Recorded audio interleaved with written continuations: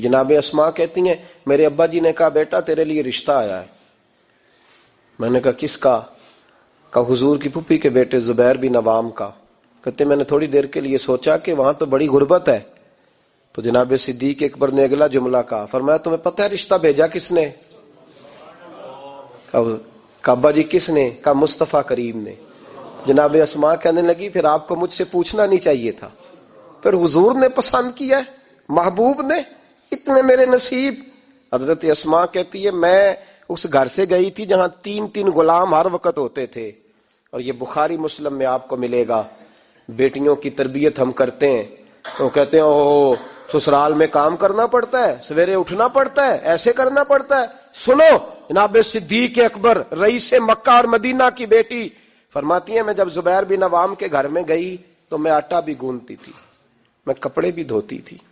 محبوب نے میرا رشتہ کرایا نا. فرماتی ہیں میں چکی بھی پیستی تھی.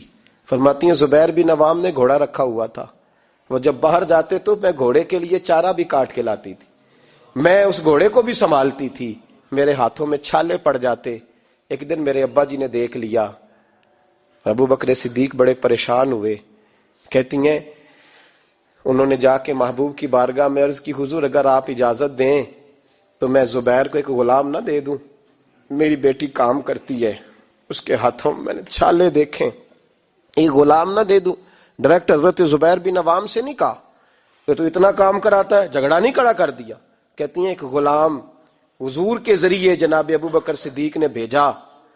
اب وہ باہر کے کام سنبھالنے لگا، گھوڑے کو چارہ ڈال دیتا، کچھ سودا صرف لا دیتا. کہتی مجھے یوں لگا جیسے میں آزاد ہو گئی ہوں. غربت بھی تھی. زبیر بن عوام نیک بڑے تھے پر طبیعت کے ذرا سخت تھے. ایک دن ابا جی آئے تو میں نے کہا حضور اور تو کچھ چیز نہیں چاہیے، تھوڑی سختی ہے طبیعت میں. تو کہتے ہیں میرے والد نے یہ نہیں کہا میں پوچھوں گا، میں حضور سے بات کروں گا. کہنے لگے بیٹی صبر کر، بیٹی صبر کر، تیرا خامد نیک ہے، اگر تو اس کی رضا میں دنیا سے گئی تو رب تجھے بغیر حساب جنت عطا فرما دے گا. اور خامد کی پرہیزگاری بھی تو دیکھو نا بھائی، صرف دولتوں کی ضرورت ہے، صرف ان چیزوں کی ضرورت ہے، اس کی پرہیزگاری بھی دیکھو. اب اسما کہتی ہیں اس کے بعد میں نے شکوہ نہیں کیا.